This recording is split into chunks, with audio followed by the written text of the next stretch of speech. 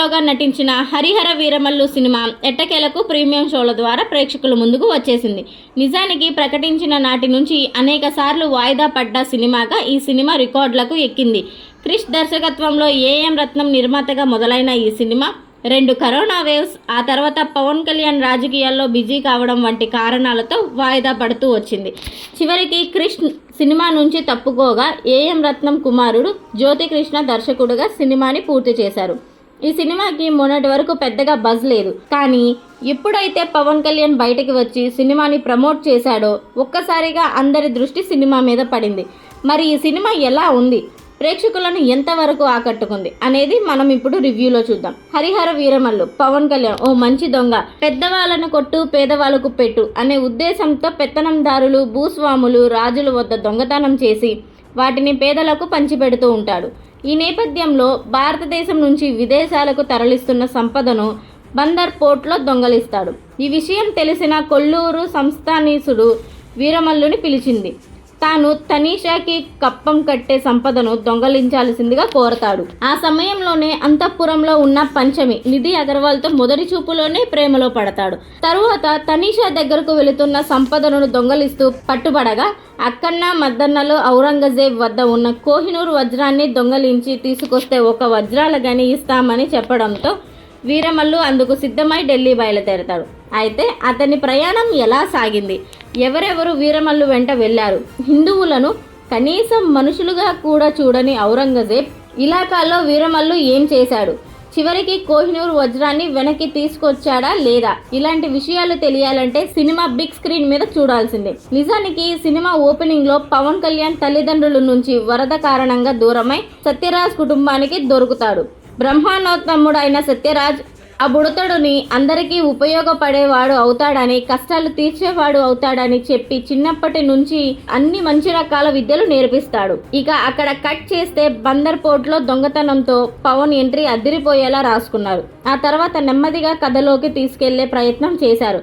ఫైనల్గా కృష్ణా నది తీరం నుంచి ఢిల్లీ గడ్డ మీదకు వెళ్లిన కోహినూర్ వజ్రాన్ని తీసుకొచ్చేందుకు అదే కృష్ణా నది తీరం నుంచి హరిహర వీరమల్లు చేసే ప్రయాణమే ఈ మొదటి సినిమా భాగం. అందులో భాగంగా ఓ పక్క పవన్ కళ్యాణ్ పాత్రలో ఎస్టాబ్లిష్మెంట్ చూపిస్తూనే మరో పక్క ఆ రోజుల్లో హిందువుల మీద మొఘల్ రాజులు దుర్గతులను కళ్ళకి కట్టినట్లు చూపించే ప్రయత్నం చేశారు. ఓ పక్క పవన్ కళ్యాణ్ అభిమానులను, మరో పక్క ఆయన అభిమానించే హిందుత్వ వాదాలను సంతృప్తి చేసేలా చాలా సీన్స్ రాసుకున్నారు. అలాగే డైలాగ్స్ కూడా జన సైనికులకు ఆనందింపజేసేలా రాశారు. అయితే కొన్ని చోట్ల సీన్స్ పవన్ అభిమానులు పండగ చేసుకునేలా ఉంటే పేలవమైన విఎఫ్ఎక్స్ మాత్రం ఇబ్బంది పెడుతుంది. నిజానికి ఫస్ట్ హాఫ్ చూసిన తర్వాత ఈ సినిమా ఎక్కడికో వెళ్ళిపోతుంది, కలెక్షన్స్ వర్షం కురిపిస్తుంది అనే ఫీలింగ్ కలుగుతుంది. ఇంటర్వెల్ తర్వాత కథ మొదలైనా కూడా అదే ఫీలింగ్ కలుగుతుంది. నిజానికి ఇది కథగా రాసుకున్నప్పుడు ఒక అద్భుతమైన కథ, కానీ దాన్ని తెర మీదకి తీసుకొచ్చే విషయంలో మాత్రం దర్శకుడిలో అనుభవం లేమి కనిపిస్తుంది. ఈ సినిమాని పూర్తిగా క్రిష్ దర్శకత్వంలోనే పూర్తి చేసి ఉంటే రిజల్ట్స్ మరోలా ఉండేదేమో అనిపిస్తుంది. అయితే పవన్ అభిమానులు మాత్రం కాలర్ ఎగరేసుకునేలా కొన్ని సీన్స్ ఉన్నాయి. సెకండ్ హాఫ్ విఎఫ్ఎక్స్ విషయంలో అలాగే ఎమోషనల్ టచ్ విషయంలో జాగ్రత్తలు తీసుకుని ఉంటే సినిమా రిజల్ట్ వేరే లెవెల్ ఉండేది. అయితే చివరిలో ఎవరు ఊహించని విధంగా సెకండ్ హాఫ్కి లీడ్ ఇవ్వడం గమనార్హం. నటీనటుల విషయానికి వస్తే ఇది పూర్తిగా పవన్ కళ్యాణ్ 1 మ్యాన్ షో. సినిమా ఎప్పుడో 2020లో ప్రారంభమైన మొన్నటి వరకు షూటింగ్ జరిగింది. ఈ క్రమంలోనే పవన్ కళ్యాణ్ లుక్స్లో చాలా వేరియేషన్స్ కనిపించాయి. కానీ ఆయన యాక్టింగ్ గురించి ప్రత్యేకంగా చెప్పేదేముంది, వీరమల్లు చెబితే వినాలి అని ఆయన చెప్పినట్లు ఆయన స్క్రీన్ మీద కనిపిస్తున్నంతసేపు అదో రకమైన మ్యాజిక్ అంతే. పంచమి పాత్ర కావాలని ఇరికించినట్లు ఉంది. ఆమెకు మేకప్ కూడా సెట్ కాలేదు. బహుశా చాలా లాంగ్ రన్లో షూట్ చేయడం వల్ల కంటిన్యూటీ దెబ్బతిని ఉండవచ్చు. ఇక ఔరంగజేబ్ అనే కుర్రోడి పాత్రలో బాబీ డియోల్ ఒదిగిపోయాడు. సత్యరాజ్, ఈశ్వర్ రావు, రఘుబాబు, కబీర్ సింగ్, సునీల్ సుబ్బరాజు, సచిన్ కేట్కర్ వంటి వాళ్ళు తమ పాత్రల పరిధి మేరకు నటించారు. కోట శ్రీనివాసరావు ఒక సీనులో కనిపించి ఆకట్టుకున్నారు. టెక్నికల్ టీం విషయానికి వస్తే ఈ సినిమాకి పవన్ కళ్యాణ్ హీరో, అలాగే ఆయన 1 మ్యాన్ షో చేస్తే దానికి పూర్తి స్థాయిలో సహకరించింది కీరవాణి. ఇప్పటికే పాటలు సూపర్ హిట్ అయ్యాయి. నేపథ్యం, సంగీతం కూడా సినిమాకి అదనపు ఆకర్షణగా తీసుకురావడమే కాదు, కొన్ని చోట్ల నిలబెట్టేసిందని చెప్పుకోవచ్చు. సినిమాటోగ్రఫీ బాగుంది. అయితే ఇద్దరు సినిమాటోగ్రాఫర్లు పనిచేసిన విషయం అర్థమయ్యేలా ఉంది.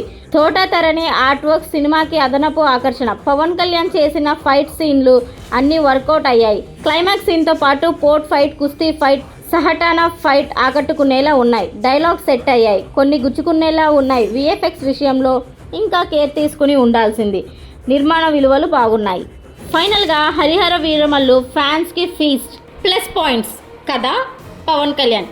Minus points direction, music, technical works, second half. So finally నేను ఈ మూవీకి ఇచ్చే రేటింగ్ 3.5.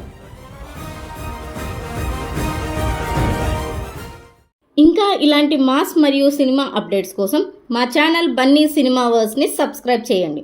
వీడియో నచ్చితే లైక్ కొట్టండి, మీ ఫ్రెండ్స్ అండ్ ఫ్యామిలీతో షేర్ చేయండి. మీ అభిప్రాయాన్ని కామెంట్లో తెలపండి.